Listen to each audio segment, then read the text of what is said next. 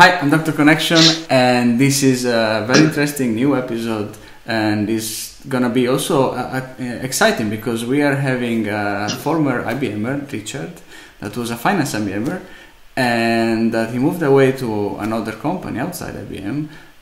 But when he was here, he was really social, and I met him in Connection, and I actually was really surprised that in the finance environment with a lot of mails and a lot of confidential information, it was also possible from his side to do it in this way. So he's going to tell us the story about why he moved to a little or no email environment, and also how you brought this outside and what he's trying to do it now. So it's going to be interesting, so let's start.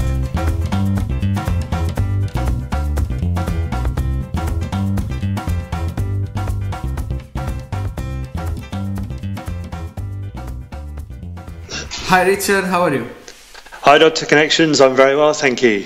Thanks for inviting me along. I'm always happy to have anybody, also particularly former IBMers, because again, we are talking about the same thing. It's still social business, it's open business, it's all the opportunity to collaborate in a totally different way, to get more engaged, Absolutely. to pass the information in a better way, let's say. So, but before actually sharing this, I would also like to know something about you, right? So, when you were in IBM, where you started, what was the last job you left? Sure. So I think I was in IBM for about 58 quarter ends, so you can work that one out for yourselves. I started in the Hursley Development Lab back then as a finance analyst. Had various roles through software group operations, as operations manager with Tivoli Services, and software group finance and planning. And I ended my days there as the CFO across Europe for Platform Computing, which was an acquired company. It was just after that integration had come on in, and I'd started my journey there. Yeah. So yeah, left there 6 months ago now. 6 months ago, and at one point actually you chose to move more your communication on Connection. So That's and right. actually to reduce your number of emails communication to almost zero or close to zero, let's say. And so why did you do that? And what inspired you? What was your serendipity moment? Spending a lot of time managing the inbox. You know, a lot of emails in, and it just didn't feel efficient. And the real thing that hit home with me was an email thread, and I got involved in that email thread down the line. But it started off, one person needed 3 people's approvals, and in the end, I traced the email thread back once the approvals had been in place. And from what I saw of the email thread, there were 108 emails sent across 15 people, many of them senior execs, with files attached. And at one point, there were 3 threads running, and they got co-joined at one point. And it took 4 months to get the approvals through. And to me, it just seemed totally inefficient. You know, there's got to be a better way to store the information, to share the information. And I was dabbling in connections at that point in time, but that was the thing that really sort of triggered me and said, yeah, actually, there is a better way, and this connections thing is it's something that can be explored more. So I looked at Life Without Email from Luis Suarez, that presentation, and that was it. From there on in, it was, let's see what we can move. Okay, yeah. So that actually was the point of, discovering that somebody could manage to do that, and then you tried as well. And how was it later on when you started? So did you feel that there was some positive outcome at the end? There was that feeling of positive outcome. I certainly felt that I was more in control of my work. I knew where it was, with it all being in one place. Helped as well. You know, the information wasn't going to die in my email folder. It wasn't going to die in a folder on a hard drive somewhere or other. You know, utilizing connections and the functionality and the apps, it just made things for me a lot easier to use. So I started moving my work there, and then trying to encourage the teams around me that was the right place and the right way to go. So it certainly made things easier. What I found interesting actually is, it's always difficult to quantify that, because it's a gradual process, and you do a little bit and then you do a bit more and then you do some more, and more people come in. It was very difficult to turn around and say, yes, it really does work for me.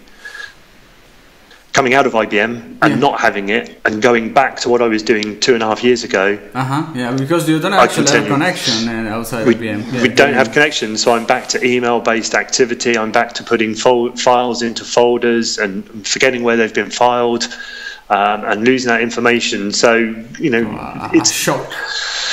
It's dreadful. It is, yes. And before leaving, you promoted as well. You cooperated with the UK team to promote an initiative called TBYS, that is Think Before You Send, right? So, and the message was you should not use email at all, but just you should think before you send your messages about what is the maybe most appropriate channel to do that, right? That's right. So.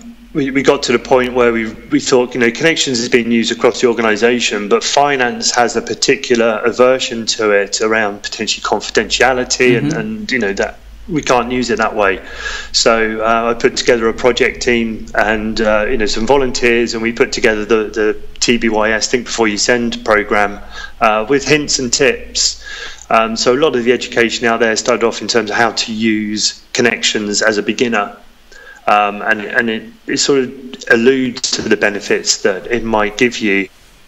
What we wanted to try and do is create a program that said we've been using it for, you know, a year or 6 months or 2 years, however long, and this is how we use it, and this is the benefit we see. So actually putting it into real life examples rather than just a theoretical example.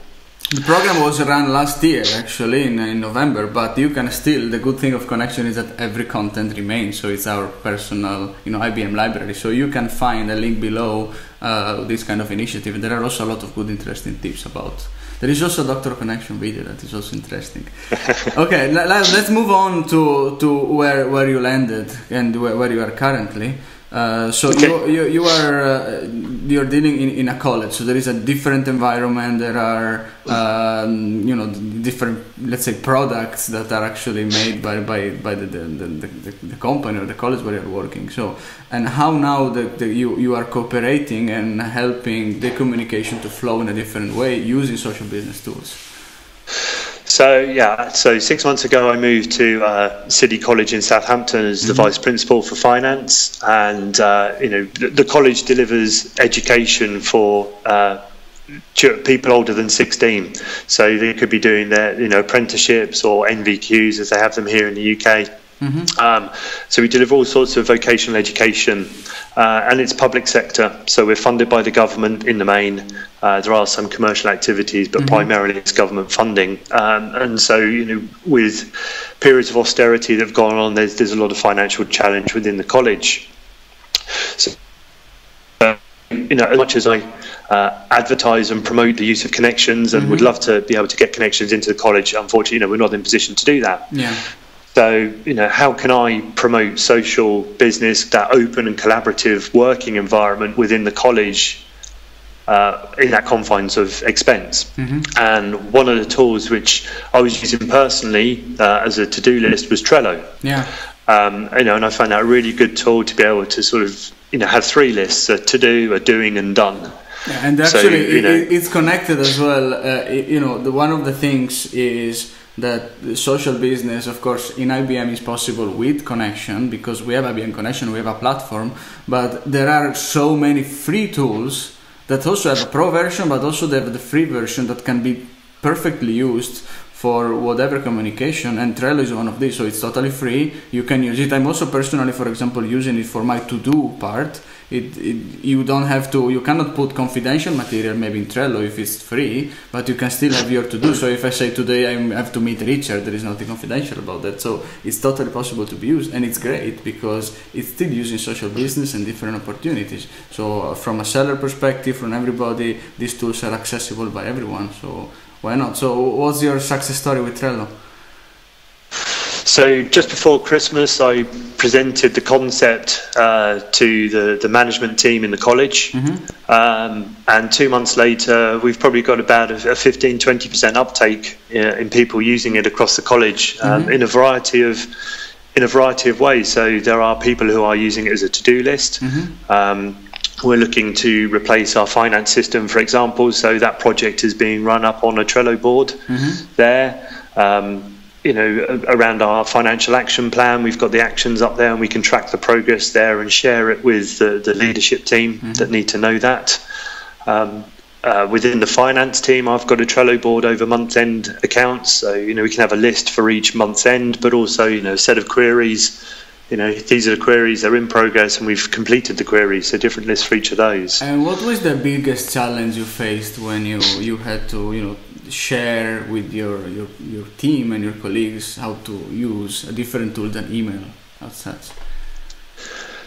The biggest challenge is probably going into something else. I've got email, now I've got to go and have a look at Trello. But to be honest, the resistance hasn't been that bad. A lot of people have seen it and gone, well, yeah, I want to work better. I'm fed up of managing my inbox. I'm fed up of having, so many emails flying around and not knowing what I'm doing next. That they can see that using something like Trello can help them organize their tasks, help them understand what's going on, and within their team, they're being open and collaborative. That information isn't going to one person and then sitting in their folder. It's being shared across the team, and when that person is not around, the information is available. So they've really bought into that concept, and I'm really pleased. 2 months down the line, we've got that sort of uptake. They can see the benefit. So we'll keep plugging away with them. We'll keep doing the training and the education and giving that message of guys, share your work. So that's the switch. That's where it could click. So the click is, you inbox email is something it's good, can pass the message, but it's inappropriately used, or it's used too much for its possibilities. So that's the purpose of social business, regardless what tool you're using. So Connection or Trello, or you're using any other free tools, from LinkedIn and from Twitter and so on. The most important thing is use it for what is built for. So if you need to collaborate, to talk openly, to make a project, then email is not the way. Maybe the way is IBM Connection and activities. Maybe it's Trello with a board. Maybe is a tweet and share your story to get in touch with the customers and so on.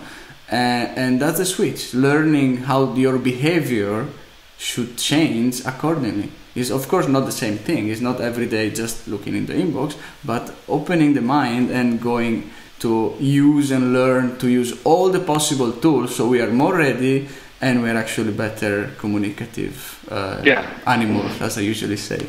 Right. I mean, we're talking about it. It's a new way to work. Yeah, it isn't. So, when you open up your Internet Explorer or Chrome or whatever you're using, make sure Trello is the page that opens up, and therefore it's there and it's ready, and you can use that homepage in Trello, and you automatically know where there's updates being made, and you can direct your workload. It's the same with Connections. Open up the Connections homepage, and that becomes your inbox, if you like, if you want to use that analogy. But that's where your workload and what's gone on happens. You don't have to go into your inbox. Yeah, don't wait for your notification in your notes, but go to the Connection homepage and see the information. That's the same point. Okay, what else you would like to share about your experience? Now you're a happy finance fellow, and happy finance. I wish we could just generate some money. And get connections in, because it really is a good tool. When you don't have it, you realise what it can do for you. And all I would say to people out there is, if you haven't embraced it, if you haven't jumped into it yet, invest the time to do it. The return on investment is worth it. So take the time, understand it, embrace it. Don't be fearful of it. Don't dismiss it. And change the way you work and experiment. So Absolutely. when you find a new tool, share it along, share with everyone. There are also some links of some interesting tools below the video, so that you can take a look at it. That's what I suggest, and see what is very suited for you. Absolutely. So, thank you, Richard, for coming and for doing this episode with me, and for sharing your story. I think it's very powerful and interesting. Hopefully we will have another opportunity at one point to share the same information together. You never know, because maybe you're gonna be after a while using it much more and using a different environment, and I really hope that you will keep going in the way as you're doing. Thank you. And if you have any additional question, #DrConnection, and I will be happy to help. Bye. Thanks, Lele. Thank you.